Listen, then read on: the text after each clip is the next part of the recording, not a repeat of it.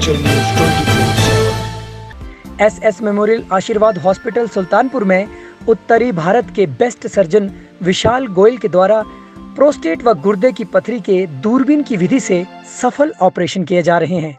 ये सुविधा आपको टांडा हॉस्पिटल में भी उपलब्ध नहीं है। एसएस मेमोरियल आशीर्वाद हॉस्पिटल सुल्तानपुर आइए और अपना बेहतरीन इलाज करवाइए। वीरवार सुबह को चंबा में बाजार में राखियों के स्टॉल लगाने को लेकर स्थानीय रेहड़ी धारकों व नगर परिषद चंबा द्वारा राष्ट्रीय शहरी रोजगार मिशन के तहत प्रायोजित स्वयं सहायता समूह के सदस्यों के बीच विवाद हो गया, जहां स्वयं सहायता समूह की सदस्य महिलाएं मेन चौक पर ही अपने जूट से निर्मित उत्पादों का स्टॉल लगाने को लेकर अड़ी रही, तो दूसरी ओर स्थानीय रेहड़ी धारक भी उसी स्थान पर राखियों के स्टॉल लगाने पर अड़े रहे। स्थानीय रेहड़ी धारकों का तर्क था कि वे वर्षों से इसी स्थान पर रक्षाबंधन के दौरान राखियों को बेचकर अपने परिवार का भरण पोषण करते हैं। दूसरी ओर स्वयं सहायता समूह की महिलाओं के अनुसार उनके हस्त निर्मित उत्पादों की बिक्री के लिए यही स्थान ज्यादा उपयुक्त है।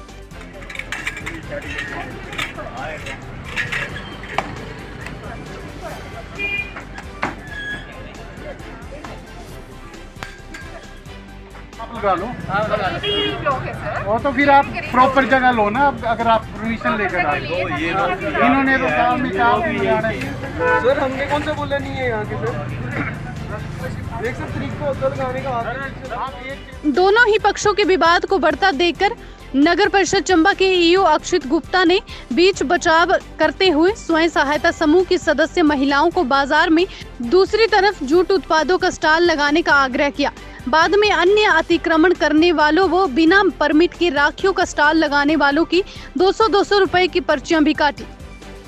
मामले की पुष्टि करते हुए ईओ चंबा अक्षित गुप्ता ने बताया कि स्टॉल लगाने के मामले को लेकर नगर परिषद चंबा द्वारा राष्ट्रीय शहरी रोजगार मिशन के तहत प्रायोजित स्वयं सहायता समूह व राखियों के स्टॉल लगाने को लेकर कुछ विवाद उत्पन्न हो गया था, जिसे अब सुलझा लिया गया है।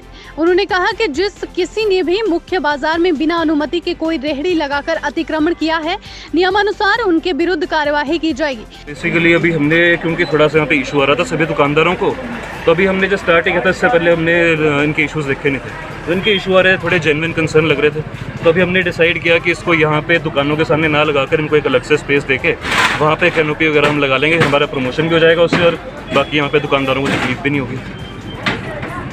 सर, इसके अलावा यहाँ पे अगर देखा गया जो लोकल व्यापारी है, जो राखी बेचने के लिए जो एक विशेष मेला आता है, हमारा राष्ट्रीय मेला है, तो इनके पे भी कुछ जैसे कार्रवाई का मन बना चुकी है नगर परिषद, इसके बारे में क्या कहेंगे अभी? बेसिकली जो भी अभी कोविड-19 के रेगुलेशंस हैं उसके हिसाब से ही, मतलब क्योंकि होता देखो ये 3-4 दिन का फेस्टिवल है, 3-4 दिन में अगर बेसिकली हम भी लीनियंस इसलिए बरतते हैं कि चलो थोड़ी कमाई वगैरह सभी की हो जाए, थोड़ा एक अपॉर्चुनिटी मिलती है सभी को, क्योंकि बेसिकली पूरे साल वेट करते हैं ऐसे इवेंट्स का, तो थोड़ी सी लीनियंसी तो इस दौरान थोड़ी हमेशा ही बरतता है प्रशासन और हमेशा ही बरतता है। अगर सर यहाँ तक इस पे विचार नहीं किया, पर इस पे विचार किया जा सकता है, एक बार सोचा जा सकता है। वहीं राष्ट्रीय शहरी रोजगार मिशन की समन्वयक रुचि महाजन ने बताया कि मिशन द्वारा प्रायोजित स्वयं सहायता समूह द्वारा जूट से बने उत्पादों जैसे कि हैंडबैग, राखियों व चंबा की प्रसिद्ध जरीस की प्रदर्शनी व बिक्री के लिए मुख्य बाजार में स्टॉल स्थापित किया गया है।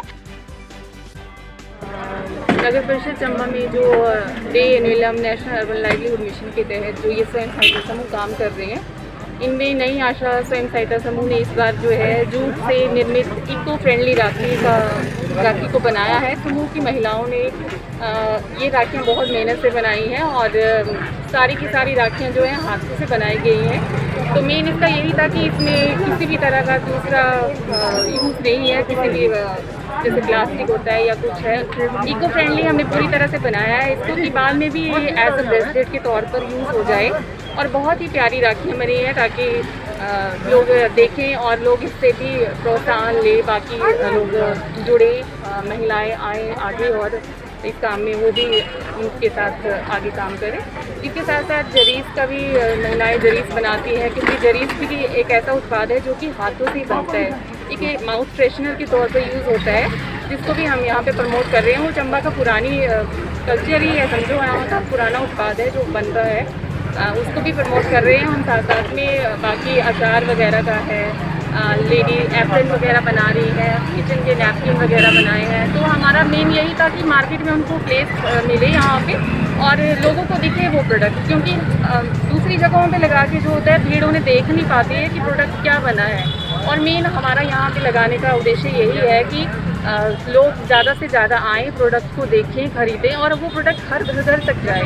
महिलाएं जो अपनी आजीविका कमाना चाहती हैं स्वयं सहायता समूह के साथ जुड़ के, उनको मेन यही प्लेटफॉर्म एक दिया जा रहा है जिससे वो आगे बढ़ें और अपनी आमदनी को बढ़ाएं। मशीन मेड और हैंडमेड में मैं ये बोलना चाहूँगी कि हैंडमेड को जैसे हम ज़्यादा प्रेफर कर रहे हैं, क्योंकि हैंडमेड प्रोडक्ट जो हैं महिलाएं खुद घर से बना के ला रही हैं और जिनकी कैटेगरी बीपीएल में थी पहले, वो चलो अपने घर पे बैठ के कुछ काम करेंगी तो उस लेवल से वो बाहर आएंगी उठ के। यही हमारा कारण का मेन मोटिव यही है कि महिलाओं को हम एक प्लेटफॉर्म प्रदान करें टाइम टू टाइम, जैसे मिंजर आती है या राखी आती है, परंतु कोरोना काल में हम ऐसा कुछ भी नहीं उनके लिए कर पा रहे थे। तो ये हमने सोचा था कि 3 दिन तक मार्केट में थोड़ा राखी का भी हमने बनाया है, तो मार्केट में रश भी रहता है, तो इस कारण हमारा यही उद्देश्य था कि मार्केट में हम लगाएं और लोगों को ज़्यादा से ज़्यादा बताएं। गौरतलब है कि चंबा में कोरोना काल में आर्थिक गतिविधियों को काफी नुकसान पहुंचा है।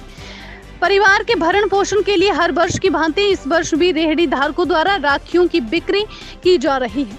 हिमाचल न्यूज़ 24/7 के लिए चंबा से जितेंद्र मेहरा की रिपोर्ट।